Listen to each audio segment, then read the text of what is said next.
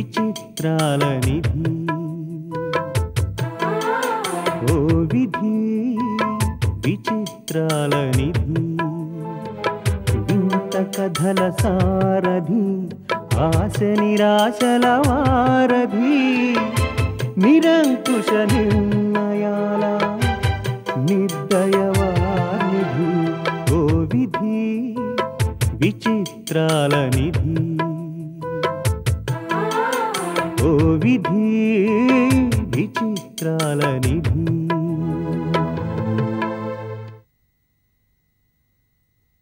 నేను చేసిన ఘాతుకం వల్ల సంధ్యకు అన్యాయం జరిగింది. తల్లి తండ్రి లేని అనాథ అయిపోయింది బాబు. లక్ష్మీదేవి ఆదరణ ఉన్న తల్లి తండ్రుల ఆపేక్ష కోల్పోయింది. లక్ష్మీదేవి మీద కోపంతో రోజీ వినోదిని దూరం చేసి ఆ అమ్మాయి జీవితాన్ని ఇంకా నాశనం చేసింది. తెలుసో తెలియకో ఆ అమ్మాయికి మన వల్ల నష్టం జరిగింది. ఇన్నాళ్లకి ఆ కుటుంబానికి సహాయం చేసే అవకాశం మనకొచ్చింది. ఇకనైనా సంజయ్కి ఎటువంటి అన్యాయం జరగకుండా చూసే పూజీ నీది. తండ్రిగా నేను కోరుకునేది అదొక్కటే. చెప్పండి నాన్న. రోజీని ఒక్కంట కనిపెడుతూ ఉండు. సంజయ్కు నువ్వు చేయగలిగిన సహాయం చేయి. అలాగే నాన్న, తప్పకుండా నువ్వు చెప్పినట్టే చేస్తాను. నువ్వు నా మీద ఉంచిన నమ్మకాన్ని నిలబెడతాను. వస్తానన్నా.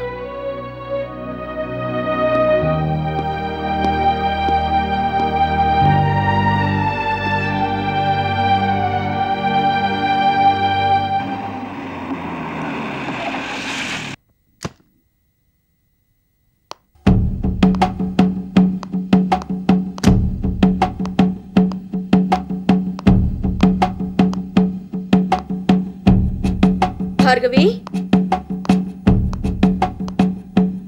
భార్గవి. మేడం, మీరా? ఏమిటి ఇలా వచ్చారు? పనికి తగిన మనుషుల్ని ఎన్నుకోవడంలో నా జడ్జిమెంట్ ఎప్పుడు తప్పు కాదని నిరూపించావు. అందుకని నిన్ను అభినందించడానికి వచ్చాను. తీసుకో. ఏమిటి మేడం ఇది? అందాల భార్గవికి అభిమానంతో రోజీ ఇస్తున్న చిరుకానుక. నేను చేసిందే ఉంది మేడం. చేసిందంతా నువ్వే భార్గవి. తల్లి కొడుకుల అనుబంధానికి మేమే ఆదర్శం అంటూ కబుర్లు చెప్పే లక్ష్మీదేవిని చావు దెబ్బ కొట్టావు.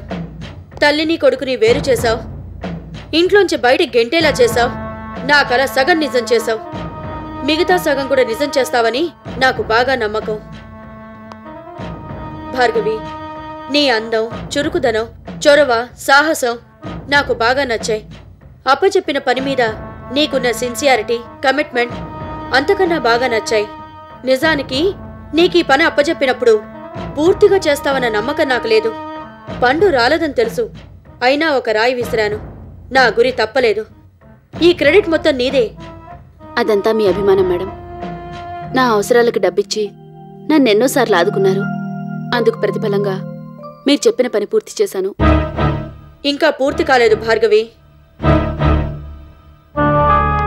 లక్ష్మీదేవి గెస్ట్ హౌస్కి కాదు, గుడిసెల్లోకి షిఫ్ట్ అవ్వాలి. అది చూసి అనుకున్నది సాధించినందుకు నేను మనసారా నవ్వుకోవాలి. ఏం చేయమంటారో చెప్పండి మేడం. ఇంట్లో పని అయిపోయింది కనుక అక్కడ రగిల్చిన చిచ్చుని ఆరనీయకుండా ఆఫీసుకు మార్చు. దీపక్ నెలాగూ నీ పద్మవ్యూహంలో ఇరికించావు. అటు లక్ష్మీదేవి, ఇటు సంధ్య ఇద్దరి నుంచి వేరు చేసి 2 చేతులు నరికేశావు.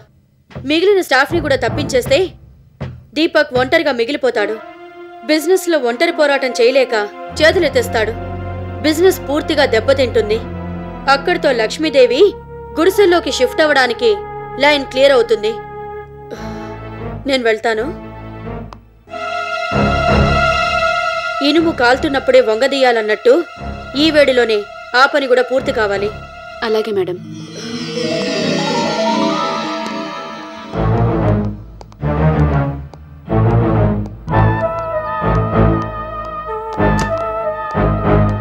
ఎక్కడున్నా నీ ఫోన్ కోసం, నువ్వు చెప్పే స్వీట్ న్యూస్ కోసం ఎదురు చూస్తూ ఉంటాను.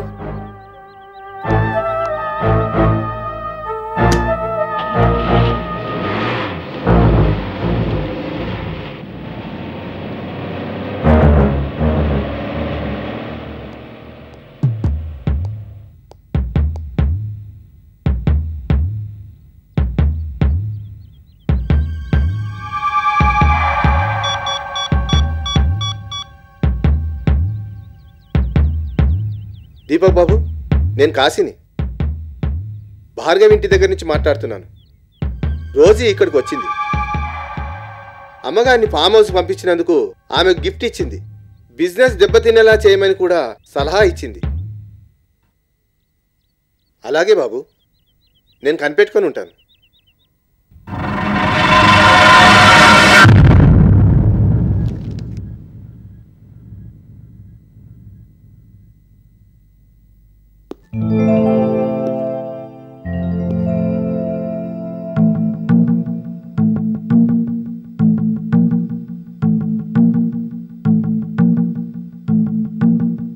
ఆఫీస్కి వచ్చి భార్గవ్ని ఏమన్నావు?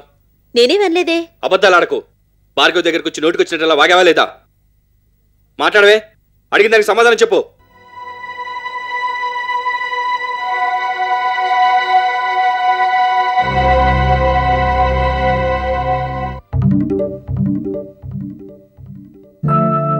మావయ్య,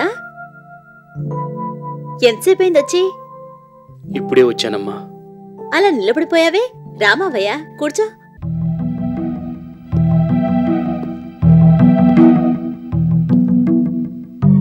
నీ ముందు నిలబడ్డానికి కూడా నాకు సిగ్గుగా ఉందమ్మా. ఏంటి మావయ్య ఇది? సంధ్య, నేను చేసిన పనికి నన్ను తిట్టు కొట్టు, అంతేగాని ఇంత ప్రేమగా పిలవకమ్మా. నువ్వేం చేశావని మావయ్య ఇంతగా బాధపడుతున్నావు? ఇంకా ఏం చేయాలమ్మా? ఈ చేతులతో పెంచి నిన్ను అనుమానించాను, అవమానించాను. నీ ప్రవర్తనని తప్పు పట్టాను, నీ నిజాయితీని నిలదీశాను. మనిషిలా కాదు, చాలీ దయ్య అంటే తెలియని మృగంలా ప్రవర్తించాను. జరిగిపోయినవన్నీ తలుచుకుని బాధపడ్డం అనవసరం మావయ్య. చేసిన పాపాలు చెప్పుకుంటే పోతాయంటారు, కనీసం చెప్పుకొని అమ్మా. నీ తప్పు లేకపోయినా ప్రేమించి పెళ్లి చేసుకున్నా వినోద్ విడాకులిచ్చి వెళ్ళిపోయాడు. ఆ బాధని బయటికి తెలియనివ్వకుండా మనసులోనే దాచుకొని నువ్వెంత నరకాన్ని అనుభవిస్తున్నావో నాకు తెలుసు. అది తెలిసి కూడా నీ కాపురం నిలబడకపోవడానికి నువ్వే కారణమని నిలదీశానంటే నేనెంత సంస్కారహీనంగా ప్రవర్తించానో, ఎంత నీచానికి దిగజారానో అర్థమవుతుందమ్మా. అవన్నీ మర్చిపో మావయ్య. నాకు నీ సహాయం కావాలి మావయ్య అని నువ్వు ఎంతో అభిమానంగా అడిగితే చేయి అందించాల్సింది పోయి చీకొట్టి పంపించాను. అదే కాదమ్మా, భార్గవి మత్తులో పడి నిన్ను ప్రతి క్షణం బాధ పెట్టాను. కలతపడి ఉన్న నీ మనసుని మరింత కలవరపడేలా చేశాను. మానుతున్న గాయాన్ని మరింతగా రేపాను. చెమ్మగిలిన కళ్ళని మరింత చెమర్చేలా చేశాను. ఇది నా పతనానికి పరాకాష్ట. నన్ను ఏం చేసినా పాపం లేదమ్మా. ఊరుకో మావయ్య. తెలిసి తప్పు చేస్తే బాధపడాలి. ఇదంతా కావాలని నువ్వు చేయలేదు. అయినా ఇందులో నా తప్పు కూడా ఉంది. నిన్ను సరిగ్గా అర్థం చేసుకోక ఆవేశంలో మరింతగా రెచ్చగొట్టాను. జరిగిందేదో జరిగిపోయింది. అన్నీ మర్చిపో. నువ్వు మళ్ళీ నా మామయ్య అయిపోయావు. అది చాలు నాకు. సంధ్య, గుడ్ మార్నింగ్ సార్. నువ్వు రవీంద్ర కొడుకు గిరివి కదూ? అవును సార్. క్రిమినల్ కేసులో జైలుకి వెళ్ళినట్టున్నావు. రిలీజ్ అయి వచ్చేశాడు మావయ్య. ఉద్యోగం కోసం తిరుగుతుంటే ఇక్కడే ఉద్యోగం ఇచ్చాను. అలాగా? అవును మావయ్య. తన తప్పు తెలుసుకుని నిజాయితీగా బతుకుదామని వచ్చాడు. కాదనలేకపోయాను. సంధ్య, కొందరు మనుషుల్ని చంపుతారు, మరికొందరు మనసుల్ని చంపుతారు. ఎవరినైనా క్షమించగల గొప్ప మనసు నీకుందమ్మా.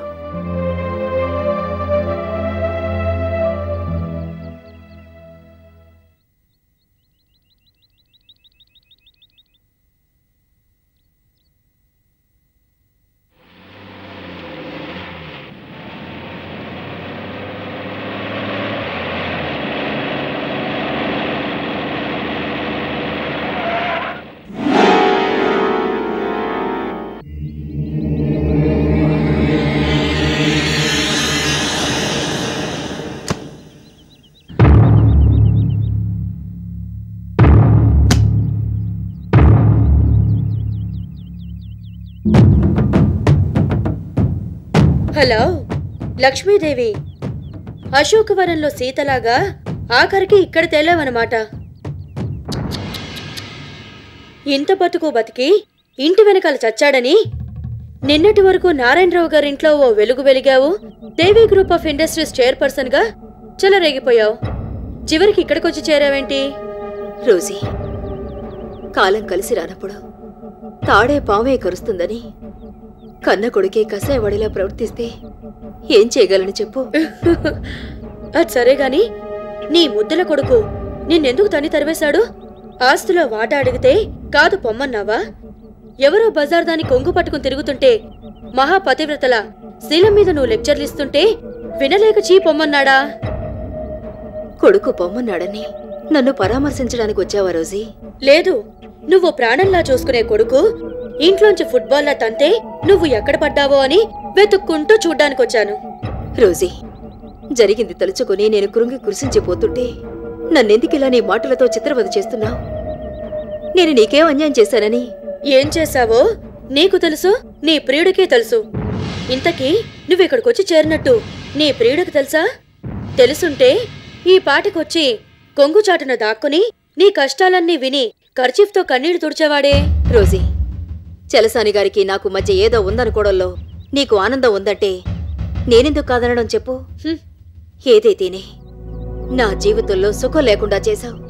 సంధ్య కాపురం నాశనం చేశావు. ఇప్పుడు నా కొడుకు నాకు దూరం అయిపోయాడని తెలిసి కూడా నన్నెందుకు ఇలా వేధిస్తున్నావు? చచ్చిన పాముని ఇంకా ఎందుకు చంపుతున్నావు? పాము సగమే చచ్చింది, ఇంకా పూర్తిగా చావలేదుగా. ఇంకా ఏం మిగిలింది రోజీ? చెట్టంత కొడుకు నాకు నీడనిస్తాడని ఎంతో ఆశపడ్డాను. అమ్మా అని నా కొంగు పట్టుకుని తిరిగే కొడుకు జీవితాంతో నన్ను ఆదరిస్తాడనుకున్నాను. ప్రేమ అభిమానాలతో మురిపిస్తాడనుకున్నాను. చివరికి నన్నిలా ఒంటరిగా జీవచ్చవల్లా అన్నిటికీ దూరం చేస్తాడనుకోలేదు. ఇప్పుడు నా మనసు చచ్చిపోయింది. మనుషులు, మమతలు అంతా బూటకమని తేలిపోయింది. నేను బతుకున్నా చచ్చిన దానికి లెక్క. ఇంకా నన్నెందుకిలా వెంటాడుతున్నావు? అప్పుడే ఏమైంది లక్ష్మీదేవి? నా మనసు కోతకు కారణమైన నువ్వు ఇంకా నరకం అనుభవించాలి. కొడుకు ఇంట్లోంచి పొమ్మంటే ఇక్కడికొచ్చి పడ్డావు. ఇక్కడి నుంచి కూడా నిన్ను తన్ని తగిలేయాలి. నువ్వు వెళ్ళి మళ్ళీ ఆ గుడిసెల్లో పడాలి. The great business woman Lakshmidevi గుడిసెల లక్ష్మీదేవిలా మిగిలిపోవాలి. అప్పటి వరకు నాకు విశ్రాంతి లేదు, మనశ్శాంతి లేదు. ఆ రోజు ఎంత తొందరగా వస్తుందా అని ఎదురు చూస్తున్నాను. తప్పకుండా వస్తుంది రోజీ. కొండతోటి కొంటే తల పగులుతుందని తెలిసి కూడా నీతో తలపడ్డాను. అలసిపోయినా ఏదో సాధిద్దామని ఆరాటపడ్డాను. ఈ పోరాటంలో చివరి వరకు నా కొడుకు నాతో పాటు ఉంటాడని ఆశపడ్డాను. కానీ చివరికిలా ఒంటరిగా మిగిలిపోయాను. అన్నిటికీ సిద్ధపడే ఉన్నాను. చివరికి ఏం జరుగుతుందో చూద్దాం. ఏవో అద్భుతాలు జరుగుతాయని, మళ్ళీ నీకు పూర్వ వైభవం వస్తుందని, మహాలక్ష్మిలా వెలిగిపోతావని మాత్రం కలలు కని ఆశపడకు. నీ జీవితం ఎక్కడ ఆరంభమైందో అక్కడే పతనమైపోవాలి. అవుతుంది కూడా. అందుకు అవసరమైతే బ్రహ్మరాతను కూడా తిరగరాస్తాను. That is Rosie.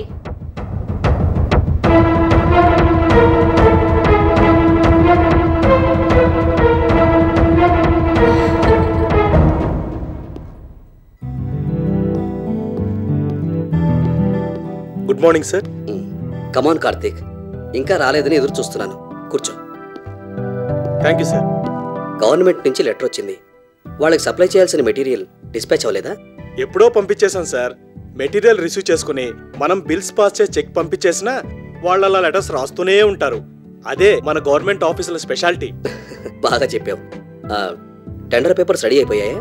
మీ సంతకాలు ఒకటే pending sir. Income tax return file ready చేసేసావా? వాళ్ళు రీఎంబర్స్ చేసిన అమౌంట్ కూడా డిపాజిట్ చేశాను సార్. Very good Karthik. అసలు నీకు కార్తీక్ అని కాదు, కంప్యూటర్ అని పేరు పెట్టాల్సింది. వర్క్లో అంత ఫాస్ట్గా ఉన్నావు. మా సంజయ్ నిన్ను నాకు పరిచయం చేసి చాలా మంచి పని చేసింది. నువ్వు జాయిన్ అయ్యాక నాకు అసలు పనే లేకుండా పోయింది. అవును, నువ్వు మంచి జోకులు చెప్తావట. సంధ్య చెప్తూ ఉంటుంది. సరదాగా ఏదన్నా జోక్ చెప్పి నన్ను నవ్వించి చూద్దాం. ఆఫీస్ జోక్ చెప్తాను సార్. ఒక బాస్ దగ్గర వీర్రాజు అనే గుమస్తా పనిచేస్తున్నాడట.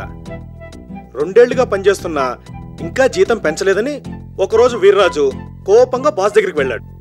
ఏంటి సార్, ఆఫీస్లో 3 చేస్తున్న పని నేను ఒక్కనే చేస్తున్నాను, అయినా మీకు జీతం పెంచాలనే ఆలోచన రాలేదా అని కోపంగా అడిగి పెంచుతానంటాడేమోనని ఆశగా ఎదురు చూస్తున్నాడట.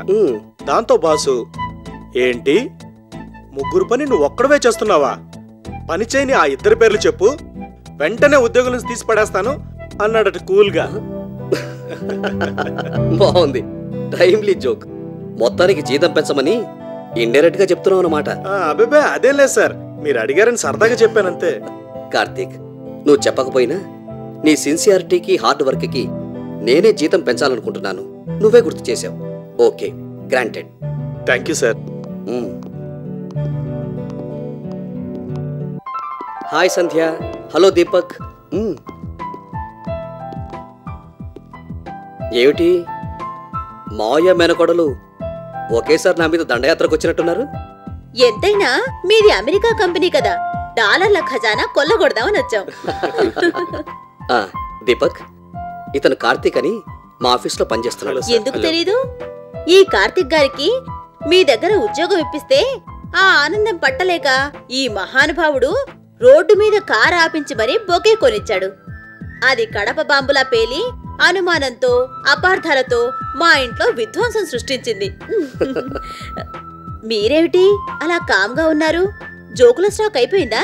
అదేం లేదులేండి, సారుకు జోకులు చెప్తుంటేనే మీరు వచ్చారు.